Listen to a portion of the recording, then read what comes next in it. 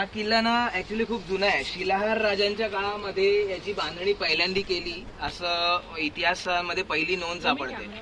पण शिलाहार राजांच्या काळामध्ये हे जे तुम्हाला दिसतं एवढं भयानक भव्य स्वरूप किल्ल्याचं नव्हतं. इथे साधी चौकी होती. त्याच्यानंतर बहामनी सुलतान आले, त्याच्यानंतर आदिलशाही सुलतान आले. आदिलशाही सुलतानांच्या काळात इथे दगडी बांधकामाचा किल्ला होता.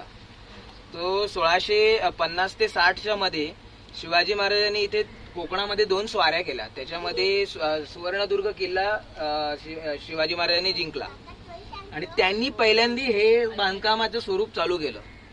आता तुम्ही जर बघत असाल ना, ह्या किल्ल्यामध्ये 2 प्रकारचं तुम्हाला भिंतीचं बांधकाम दिसतं. आता ह्याचा जो कोणी आर्किटेक्ट आहे त्याची विचाराची क्षमता किती सुंदर आहे बघा. हे तुम्हाला प्लॅटो टाईप दिसतं, पठार लावा रसाच्या खडकांनी तयार झालेला आहे. ह्या पठाराचा उपयोग सुकी गोदी म्हणून केला जायचा.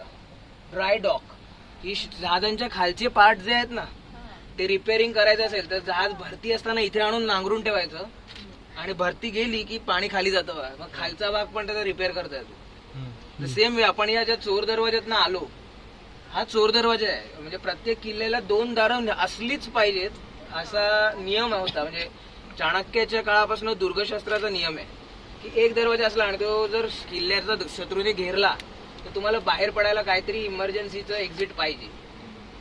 तर हे पण एक्झिट कसं आहे, इथपर्यंतच पायऱ्या आहेत. इथून खाली बाजून खोल आहे, जवळजवळ 1 मजलाभर खोल आहे. पण इथून तुम्हाला भरतीच्या वेळेलाच पळता येईल. कारण का हे तसं. आणि इथे बघा हा जो दरवाजाची फट ठेवली, एक दगड होईल एवढीच आहे, ती सुद्धा हा बाहेर आलेल्या खडकात लपवली आहे. समोरून वेढा घातलेल्या जहाजात ना हे कळणारच नाही इथे एक्झिट आहे. आणि याचाही क्लामाफोश करायला इथून जे चिरे घातलेत ना ते पण बुर्जाच्या आकारात अर्धगोल घातलेत. कळणारच नाही दगड आहे इथे आणि इथे एक्झिट आहे. म्हणजे विचार करून बांधकामाचं जे तंत्र आहे हे ह्याच्याहून श्रेष्ठ उदाहरण कुठेच नाही. त्याच्याहून अजून एक उदाहरण आहे. तिथे बघा तिकडे समोर ह्या बेटाची जमीन वर आहे, दिसली समोर. तर भिंत बांधणाऱ्यांनी ऑटोमॅटिकली भिंत तिथे त्याच्या वर बांधली. त्यामुळे होतं काय, लाटांचा मारा डायरेक्ट भिंतीवर बसत नाही, त्यामुळे ही भिंत जास्ती टिकणार. पण आता ह्या खडकाची रचना आहे, बेटाच्या खडकाची रचना अशी आहे की तिथे ते उंच आहे, इथे बघा इथे नाहीये. त्यामुळे इथे बघा केवढी उंच बांधली आहे. ही जवळजवळ 3 ते 4 मजले उंच भिंत आहे. आणि त्या काळाच्या दुर्गशास्त्राच्या नियमाप्रमाणे 2 बैलगाड्या धावतील एवढी याची रुंदी आहे. आणि परत इथे जो नैसर्गिक खडक आलाय त्याचा उपयोग करून थोडीशीच उंच भिंत बांधून खर्च वाचवला. तर ह्या किल्ल्याची अजून एक चांगली कहाणी आहे की मराठ्यांच्या आरमाराचे सगळ्यात जनक नाही म्हणू शकत, पण ज्यांनी मराठा आरमाराची कीर्ती सातासमुद्रापार पोहोचवली, कान्होजी आंग्रे, त्यांचं करिअर इथे सुरू झालं. म्हणजे दंतकथा आहे की कान्होजी आंग्रेंचे वडील शेखोजी आंग्रे हे शहाजी महाराजांच्या आरमारात होते आणि शहाजी महाराजांनी एकदा चौलला पोर्तुगीजांवर अटॅक केलेला. तेव्हा शेखोजी आंग्रे जे कान्होजीचे वडील, ज्यांचं मूळ गाव आंगरवाडी पुणे जिल्ह्यात आहे, तिकडून ते इकडे आलेले आणि त्यांनी एकदा पहिल्या नौदलाच्या लढाईत भाग घेतलेला. त्याच्यानंतर ते शिवाजी महाराजांच्या सेवेत होते की नाही याचा कुठे उल्लेख वगैरे सापडत नाही. पण कान्होजी आंग्रे म्हणजे जेव्हा शिवाजी महाराजांचा राज्याभिषेक झाला 74 साली, त्याच्या आसपास कधीतरी जन्माले असावे. किंवा अनफॉर्च्युनेटली आपलं दुर्दैव असे की कान्होजी आंग्रेचा जन्म कधी झाला हे माहित नाही. पण एक दंतकथेचं भेंडोळ म्हणजे दंतकथेची सुरळी नरळी सापडलेली आहे, जी आर्किओलॉजी सर्वे ऑफ इंडियाच्या म्युझियम मध्ये आजही आहे, मराठी मोडी लिहिलेली, की शेखोजी आंग्र्यांनी कान्होजी आंग्र्यांना सुरक्षेच्या कारणास्तव हरणे बंदरात ब्राह्मणाकडे ठेवले. त्या काळी म्हणजे जेव्हा शिवाजी महाराज ऑफ झाले आणि संभाजी महाराजांचं राज्य सुरू होतं तेव्हा औरंगजेब आलेला. घाटावर म्हणजे पुणे, सातारा, सांगली, कोल्हापूर आणि नाशिक या प्रांतामध्ये औरंगजेबाच्या भयानक लढाया चाललेल्या. त्यामुळे हरणे हे सगळ्यात सुरक्षित गाव असू शकतं. त्यांनी आपल्या लहान मुलाला हरणे बंदरामध्ये ब्राह्मणाच्या घरी ठेवलेलं. तर त्या ब्राह्मणांनी ह्या पोराला, लहान पोराला गुरे राखायचं काम दिलेलं. त्या काळी कॉमन होतं. 8-9 वर्षाचा मुलगा होता. तर एक दिवशी दुपारी गुरं आली नाही म्हणून हा कुठे गेला उंडारायला म्हणून ब्राह्मण गेला शोधायला हरणीच्या इथे पाठच्या डोंगरात. त्याला एका ठिकाणी झाडाच्या इथे गुरं शांत बसली आहेत आणि कान्होजी झोपलाय असं दिसलं. आणि कान्होजीच्या डोक्यावर 7 फण्यांच्या नागाने सावली धरली. तर ब्राह्मणाने तक्षणी ओळखलं की या माणसाच्या, या मुलाच्या नशिबी राजयोग आहे. तेव्हा त्याला उठवलं आणि घेऊन आला. तो कान्होजी छोटा होता, तो घाबरला, म्हटलं साहेब माफ करा, मी नाही, चुकून झोपलो. म्हटलं ते सगळं सोड, तू जर उद्या देवाच्या कृपेने इथे मोठा माणूस झाला तर मला काय देशील? ब्राह्मण तिथे विचारतो.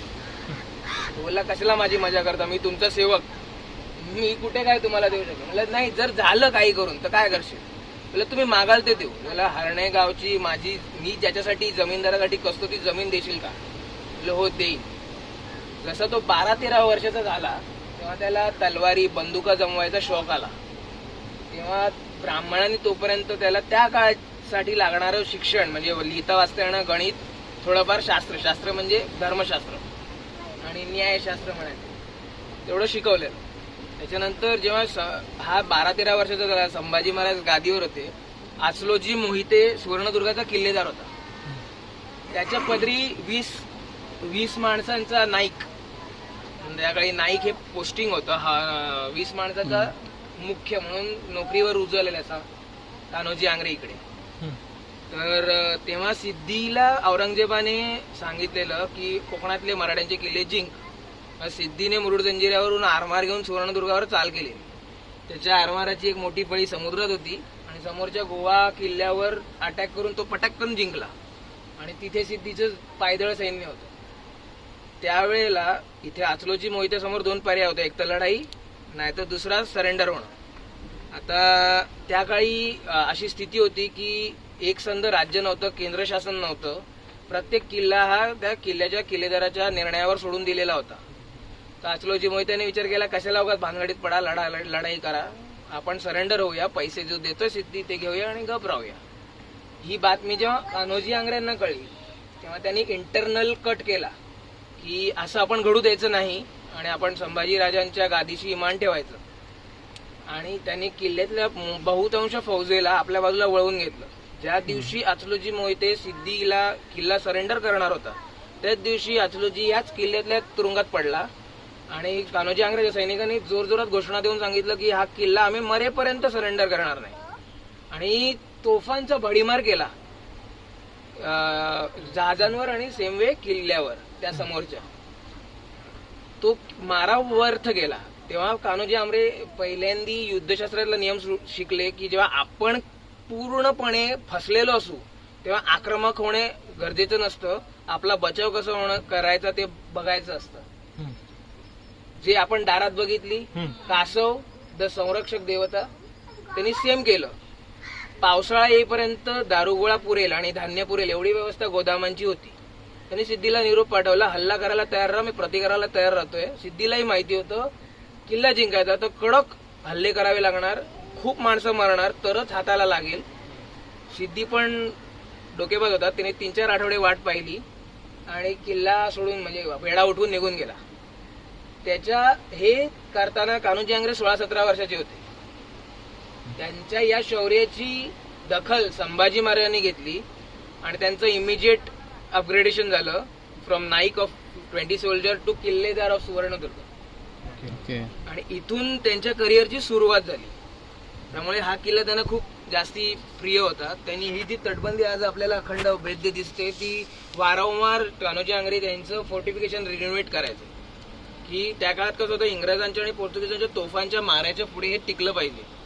तुम्ही हे खालती दिसलं होतं चुना रिसून बाहेर आलाय पण तो अजून मोडला नाही कारण त्या काळात टेंडर नाही निघायचं सार्वजनिक बांधकाम खात्यात म्हणून असं ते नीट राहिलंय सगळं. ह्याच्या पुढे कान्होजी आंग्र्यांचा उत्कर्ष होत गेला. त्याच्यानंतर एकदा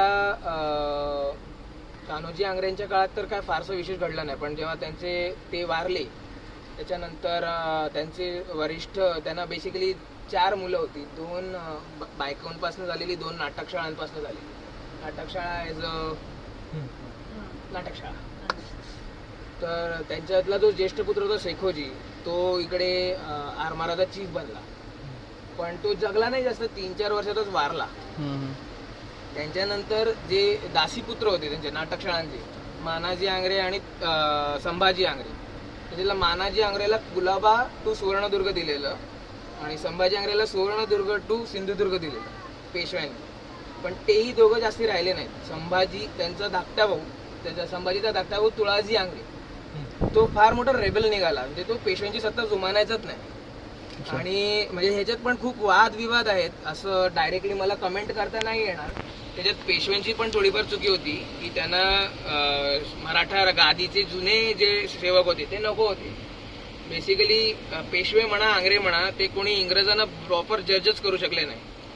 त्यामुळे अनफॉर्च्युनेटली पेशव्यांनी, जो मराठा राज्याचे पंतप्रधान होते, त्यांनीच इंग्रजांना म्हणजे आपल्या देशाच्या शत्रूला बरोबर घेऊन तुळाजी आंग्रेंवर हल्ला केला.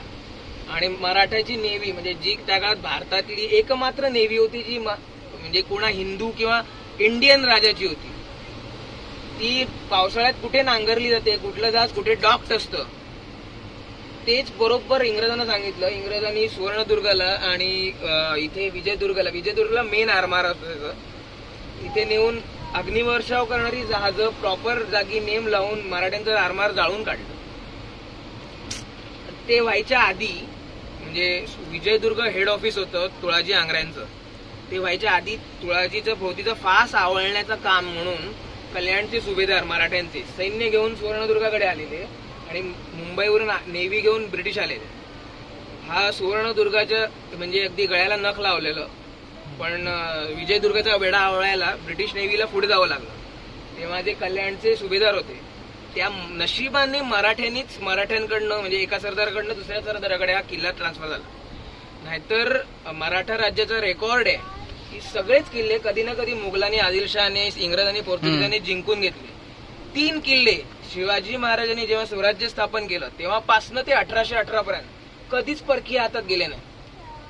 त्याच्यापैकी हा एक किल्ला आहे की 1657 का 58, मला एक्झॅक्ट साल आठवत नाही, त्या वर्षी शिवाजी महाराजांनी हा किल्ला जिंकला. तिथपासून 1818 पर्यंत परकीय हातात हा किल्ला कधी गेला नाही. दुसरा किल्ला होता खांदेरी आणि तिसरा किल्ला होता कुलाबा. तिन्ही जलदुर्गच होते की जे कधीच परकीय हातात पडले नाही. म्हणजे लोकांना वाटतं पुरंदर किंवा राजगड किंवा रायगड अजिंक्य असतील, इट्स नॉट लाईक दॅट. ते कधी ना कधी 1 महिन्यासाठी का होईना परकीयांच्या हातात गेले. पण जलदुर्ग, हे 3 जलदुर्ग म्हणजे सिंधुदुर्ग सुद्धा ऍक्च्युली इंग्रजांनी ताबीज केलेला 1818च्या आधी, पण हे 3 कधीच इंग्रजांना किंवा मोगलांना किंवा सिद्धीला ताबीज नाही करता आले. तर ही पण एक या किल्ल्याची खासियत आहे की हा स्वराज्याचा असा शिलेदार आहे की जो कधी परकीयांकडे गेला नाही.